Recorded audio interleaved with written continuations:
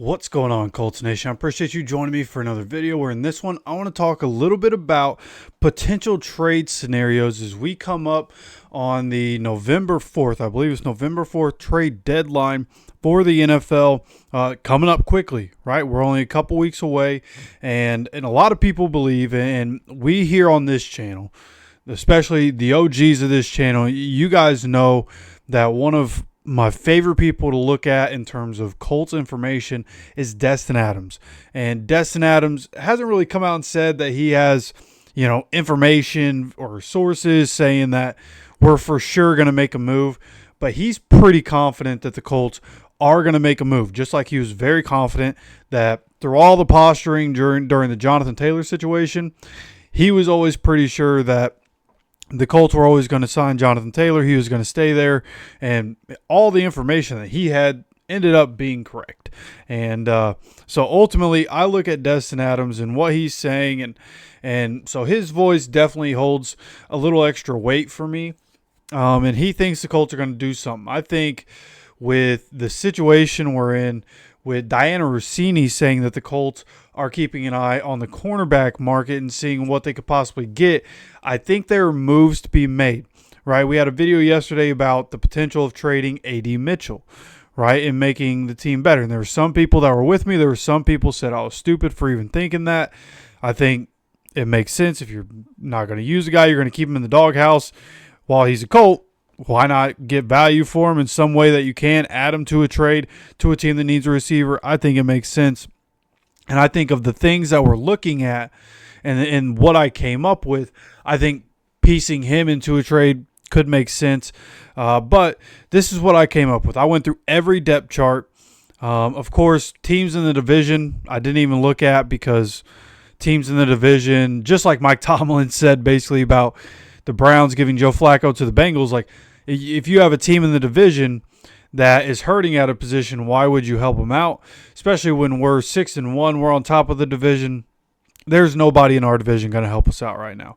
So looking at the other teams in the league, right, the other 28 teams in the league, I went through and figured out what I thought would make sense, what I thought would help us. There were also teams like the Chiefs, the Bills, other teams in the AFC that really aren't going to help the Colts out because they're chasing us, right? So this is what I came up with, right?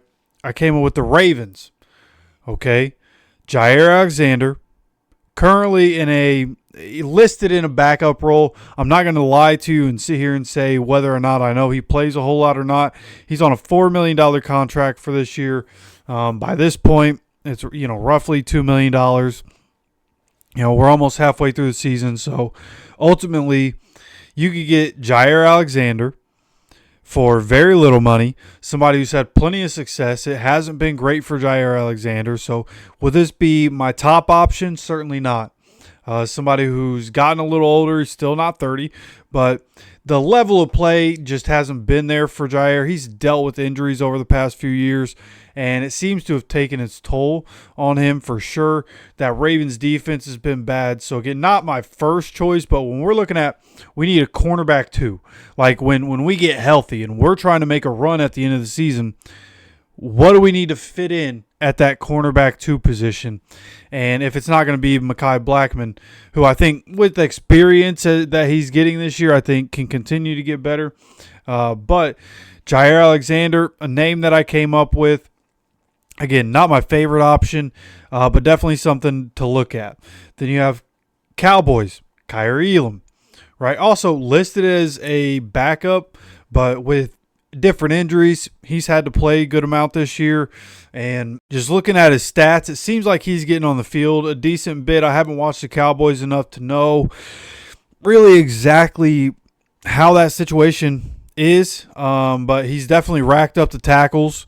So maybe he's playing slot for them. I really don't know. He's listed as a backup to Deron Bland, I believe. And so with that, who knows? He did sign a 4-year deal for a little over $13 million, I believe. So pretty cheap contract. Could he be? He's somebody who with his physical skill set, like he's made plays over time. I think, he's not perfect, but I think he does a pretty good job. He's a pretty middle of the pack corner, in my opinion.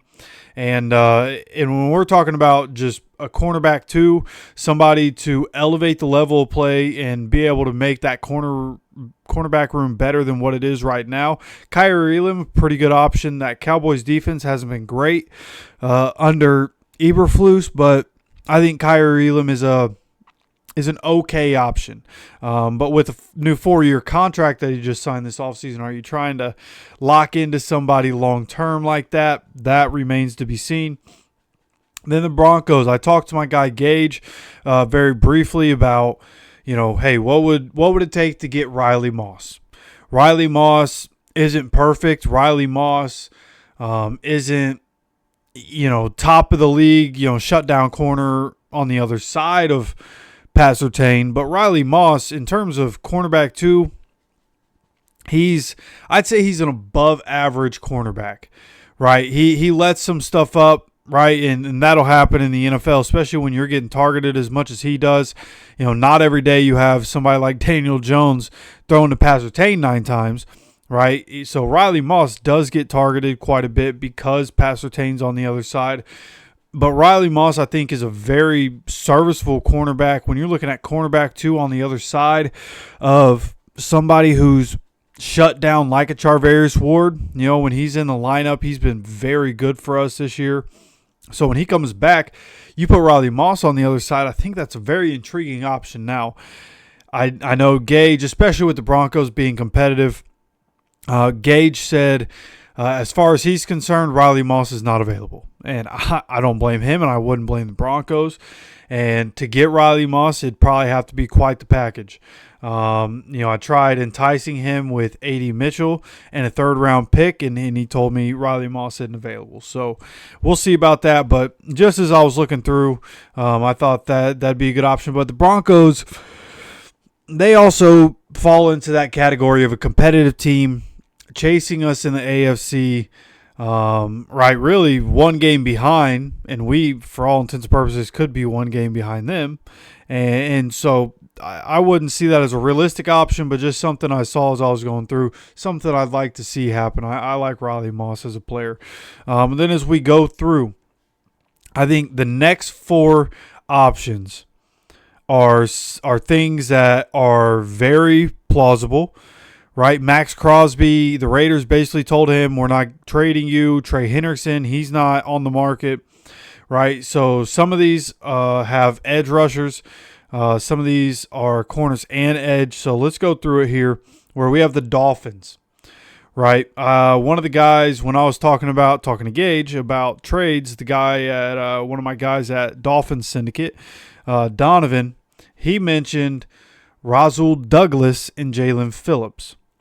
Right, so if there was a trade that may include a guy like, because Donovan wants A.D. Mitchell, Jacob, for whatever reason, thinks he's not talented. That's, A.D. makes some boneheaded mistakes. The talent is surely there for A.D. Mitchell. So they were talking about, hey, Rasul Douglas and Jalen Phillips, we'll give them both to you. Right, give us A.D. Mitchell and a pick. And I thought that was a good deal, right? Jalen Phillips on his 5th-year option, just like Kwity Paye. So maybe you throw Kwity Paye in there, right? Receiver and edge for Rasul Douglas at cornerback, and an edge, both edges on their 5th-year option, making right around the same money. Because if you're going to bring Jalen Phillips in, you're going to have to do something. We have to do something with the cap. Because we don't have enough money to take that on. Rasul Douglas, I thought with the Bills, he had to fill in, and he did a good job. When he was with the Packers, he had to fill in. He did a good job. For a Dolphins secondary that's decimated with injuries, Rasul Douglas does a fine job. So I think that would be a good option. You bring in a veteran player who in different stops has made good impact plays.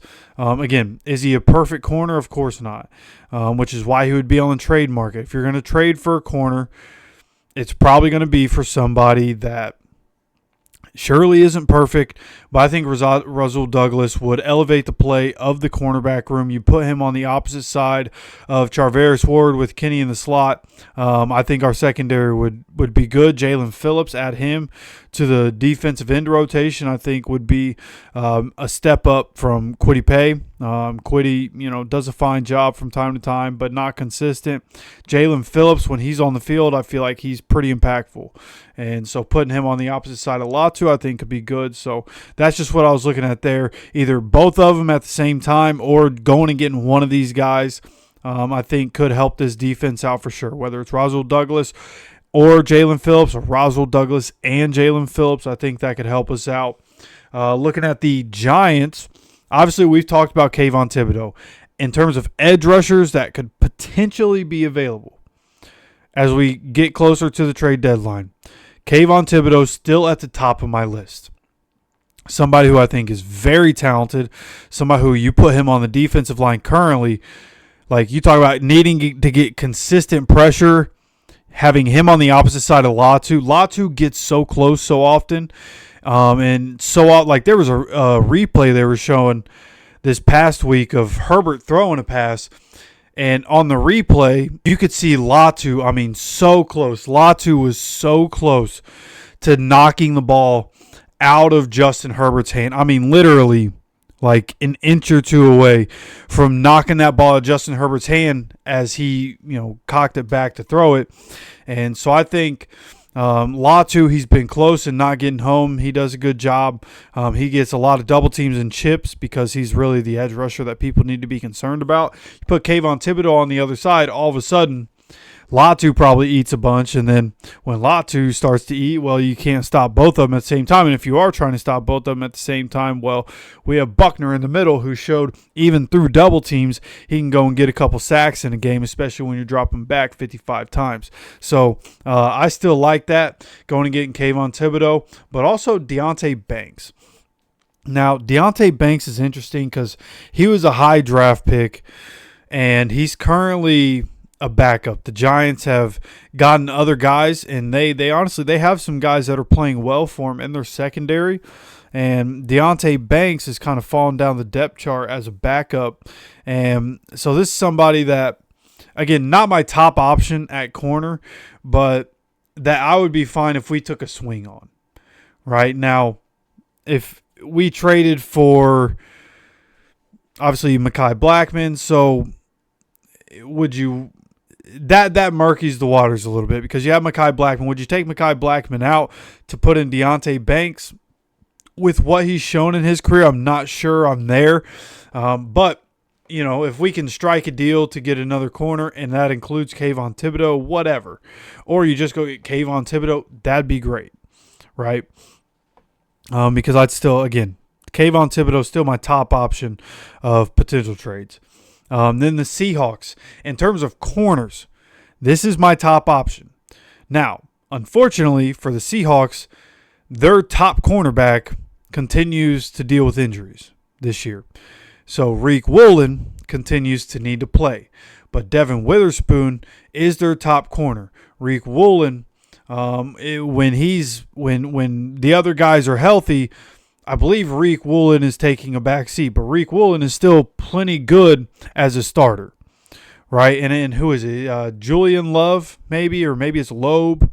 The other corner out there for Seattle, he does a good job. So Reek Woolen, if he's taking a back seat, you want to get something for a young guy, you whatever you could potentially need. Hey, listen, if it's just draft capital, whatever, let us get Reek Woolen, right? Now, the only reason they might not do that is because this is a team that we could potentially see in the Super Bowl. Seattle looks very good offensively and defensively right now.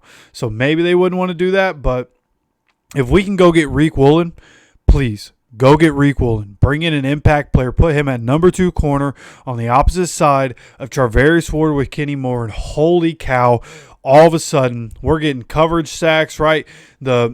Our coverage is such an issue right now that the defensive line has a tough time. Like all those times we get close, like if you add Reek Woolen into the equation with Kenny Moore and Charvarius Ward comes back like in the stretch run after the bye week, all of a sudden defense, like, we're going to be racking up sacks. We're going to be able to get even more consistent pressure, right, on dropbacks, and that would lead to more sacks. Latu would have a chance to eat. Like, getting Riq Woolen would upgrade this defense in such a major way, truly.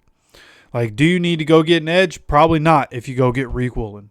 So that would be, so Kayvon Thibodeaux at edge, Riq Woolen at corner are the two that I'm really looking at, that I'm really hoping if we make a move, please let it be for one of these guys. However that needs to happen, please let it be for one of these guys, right? And then the last option here that I have is going to be a defensive end. We've talked about this before, but going over to the Jets, who, for all intents and purposes, probably going to end up with the number 1 pick this year, and go ahead and give them some draft capital or whatever it may be, right? A.D. Mitchell, whatever, right? Go get Will McDonald. As an edge rusher, if we can't get Kayvon Thibodeaux, if we can't get a corner, but we need to upgrade the pass rush, if Will McDonald is an option, like there was a report came out said that teams are keeping an eye on the Jets because Aaron Glenn, he's figuring out who his guys are going to be, who he wants to build a team around. So, right, and I saw somebody who referenced the Lions with Dan Campbell. When Dan Campbell got there, TJ Hawkinson was a cornerstone of that team, right? Very talented player, and they traded him, not only traded him to a division rival in the Vikings, right? Just because Dan Campbell was figuring out who his guys were going to be. And they end up getting rid of TJ Hawkinson, able to build the team more with the capital that they were able to get. So with the Jets being essentially in full-blown rebuild mode, then if Will McDonald is somebody that's available, go get Will McDonald. For sure. Please go get Will McDonald. Bring him in. Put him on this defensive line and add him to the rotation. We have some injuries right now. We'll see how long Sampson's going to be out. He sounds like he's going to miss some time with an MCL injury.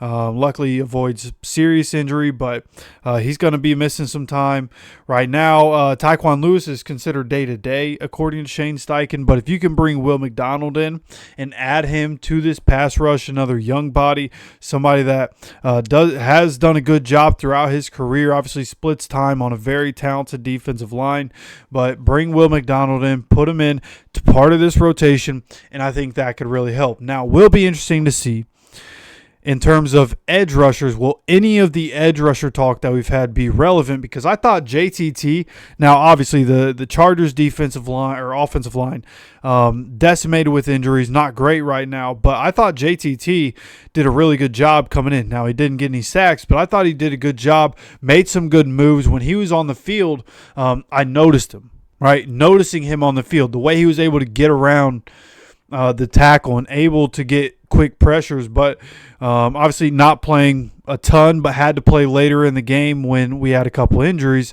But again, because of the secondary being the way it is right now, Justin Herbert was getting the ball out fairly quickly. They were moving the ball. So JTT didn't have much of an opportunity, but I'm excited to see JTT continue to get opportunities. What we talked about in the offseason with JTT, I thought as the season went on, he'd be able to get more playing time. The veterans continue to get a lot of playing time, but now with injuries happening, perfect opportunity for JTT to finally be able to get on the field, finally get some real playing time behind Kwity Paye and Liatu Latu. So I think it's an interesting conversation to have with him. If he can start to perform, if he can continue to develop, can continue to get around the edge quickly, especially going up against the Titans. You know, if we end up in a blowout situation, JTT could see some good playing time and hopefully could have somewhat of an impact and be able to get a sack or two later in the game. Of course, that's wishful thinking. You got to get to a point where you're blowing a team out. This is the NFL, and nothing is guaranteed. So with that, some interesting conversations to have, but this is what I was looking at, man. We've talked about the defensive end conversation, but I found cornerbacks, and so we're at the point now where, of course, I want to know what you guys think about all this. You know, the corners that we talked about, the edges that we talked about. Who do you think we should go after before the trade deadline, and to help make this team better? What should we do? You know, for who you're thinking we should go get. What do you think we should give up for it? Is AD a part of that? Is Kwity Paye a part of that? Right? What draft picks are a part of that? You guys let me know your opinion. I know this is a lot, 20-minute video. I know this is a lot. You let me know your opinion down in the comment section. Would love to hear what you guys are thinking with all this. And, of course, if you enjoy the content, make sure to hit the like button and make sure you guys subscribe with notifications on so you continue to get notified anytime we drop any content on this channel. Of course, I appreciate you stopping by for another video. And, as always, take care of yourself, take care of each other, and go Colts.